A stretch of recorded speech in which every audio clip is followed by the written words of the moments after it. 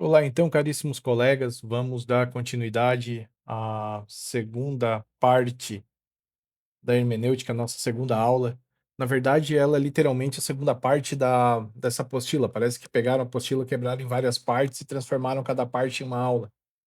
Ela segue bem linear a continuidade dessa primeira aula.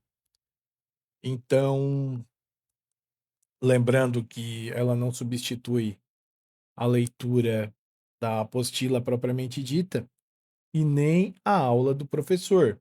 É só mais uma forma de nós entendermos ali essa pergunta que é muito importante: como interpretar corretamente a Bíblia? Só muita gente lê a Bíblia, mas nem sempre entende o que realmente o texto quer dizer. Isso acontece porque existem duas etapas fundamentais: entender o que o texto significa quando foi escrito e depois descobrir o que ele significa para nós hoje. Essas 2 etapas, elas têm nomes diferentes, como estudado lá na aula anterior, a exegese e a hermenêutica. Parece difícil, mas vamos entender hoje mais profundamente isso de um jeito mais simples. Vamos pensar, se nós encontrarmos, por exemplo, uma carta de 1850 dizendo: "Envie um cavalo imediatamente", você não vai sair por aí, obviamente, procurando um cavalo hoje em dia, né. Por quê? Porque você entende que aquilo pertence a outro tempo. A Bíblia também foi escrita em um outro tempo para outra cultura e outra realidade. Então, antes de aplicar o texto hoje, precisamos entender o texto original. Isso é interpretação. Então, primeiro nós temos que interpretar. Na Idade Média, surgiram as escolas de estudo bíblico. Os estudiosos, eles começaram a colocar pequenas explicações ao redor dos textos bíblicos. Essas explicações eram chamadas de glosas. Imagina você abrir a Bíblia e a Bíblia está cheia de anotações no canto da página, explicando cada versículo. E era exatamente isso que acontecia. Ajudava a entender até um certo ponto, sim, mas tinha um grande problema, um perigo muito grande nisso daí, que era, obviamente, eh, as pessoas colocavam a sua própria opinião, como se fosse a própria Bíblia. Então, com isso, acabou que surgiu uma expressão famosa que era sem glosa, ou seja, não inventar explicações que o texto não diz. Porque as Bíblias da Idade Média, muitas delas, elas tinham anotações e elas acabavam, essas anotações acabavam, começavam no rodapé, começavam na lateral e acabavam sendo incorporadas ao corpo do texto. Então, o texto ele deveria vir sem glosa, sem inventar explicações, porque ajuda a entender, mas se torna algo perigoso. Opiniões pessoais, não podemos desvirtuar o entendimento bíblico com opiniões pessoais. Sempre se teve essa questão muito bem resguardada. Então, nas universidades medievais, surgiram os debates, chamados disputas, onde os estudantes discutiam o que a Bíblia realmente diz, o que é interpretação e o que é teologia.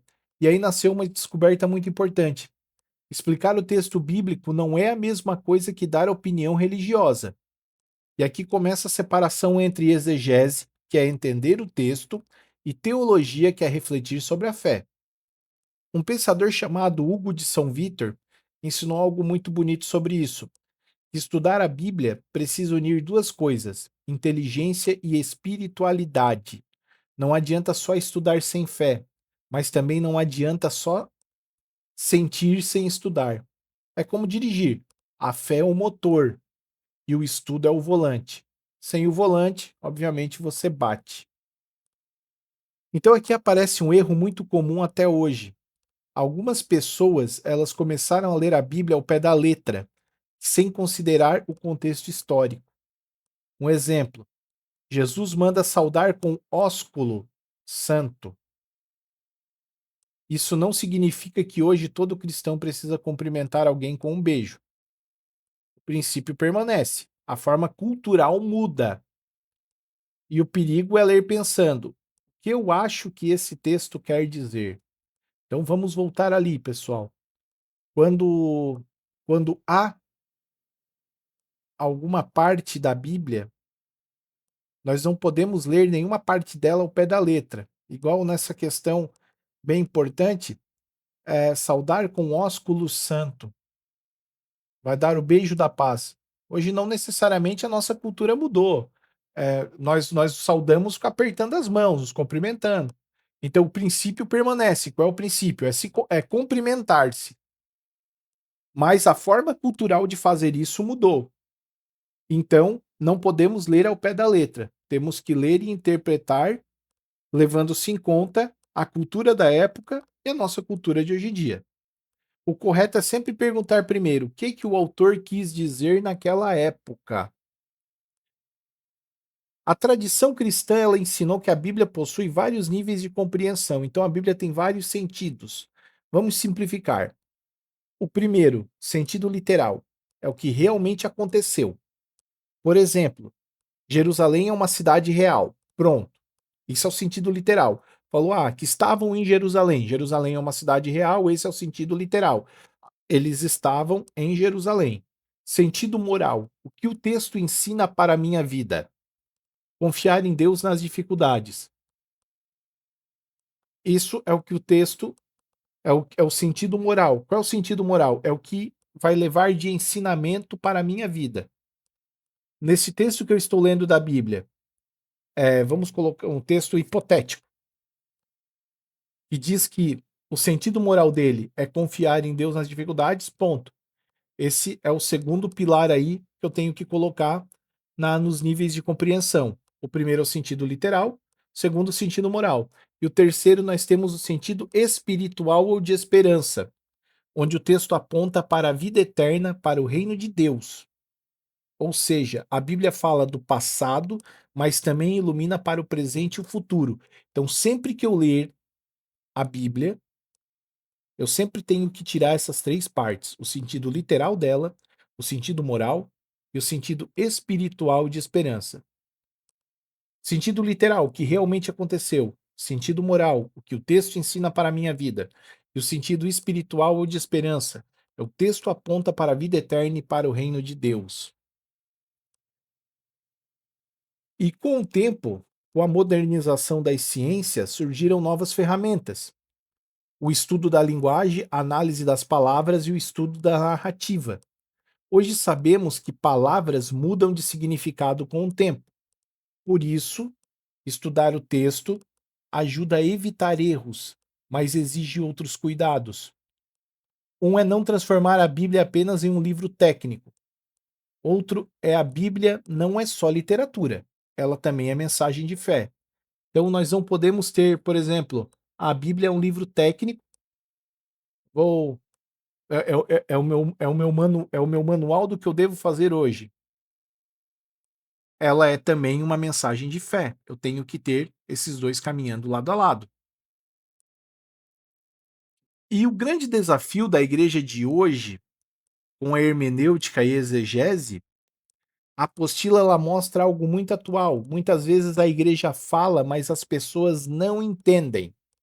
Não é porque a fé seja difícil, mas é porque a linguagem ficou distante da realidade das pessoas. A missão da hermenêutica ela é justamente essa: traduzir a mensagem eterna para a linguagem de hoje, sem mudar a fé, mas tornando ela compreensível. Então, a hermenêutica, que é o fato, que é a forma de interpretar, ela tem a missão de interpretar, de trazer essa interpretação para os dias de hoje, contar essa história nos dias de hoje, para com que as pessoas entendam, sem mudar a fé, mas tornando ela compreensível. Então, fazer uma homilia, fazer uma celebração da palavra, dissertar sobre a palavra, nós temos que, obviamente, usar de muita hermenêutica, porque nós temos que traduzir a mensagem eterna para a linguagem de hoje, sem levarmos ao pé da letra, sem fazer prevalecer a nossa opinião, mas levarmos de um jeito neutro, neutro, específico e bem explicado dentro da nossa cultura de hoje. Então, Para deixar isso bem claro, a exegese é olhar para trás e descobrir o sentido original do texto. A literalidade, o sentido original do texto é aquele estudo, é a questão mais histórica, é a compreensão mais histórica, é a exegese. E a hermenêutica é o olhar para frente, é perguntar o que Deus fala conosco hoje. Primeiro entender, depois aplicar, nunca ao contrário. Então, a exegese e a hermenêutica, elas têm que caminhar sempre juntas. Primeiro nós temos que ler, nós temos que entender e depois nós temos que interpretar. Então, interpretar a Bíblia, ela não complica a fé, ela é justamente ao contrário, é respeitar a palavra de Deus. Porque quanto melhor entendemos o texto, mais profundamente ele transforma a nossa vida. Senhores, então é simples. Essa é a aula que, aparentemente, pelo nome, todo mundo acaba achando que é a mais difícil, mas não, ela é a mais simples. Lembrando sempre que a exegese, ela é o descobrir o sentido original do texto. E a hermenêutica é perguntar como Deus fala conosco hoje. A hermenêutica é a interpretação, como nós vamos interpretar isso nos dias de hoje. Muito obrigado a todos.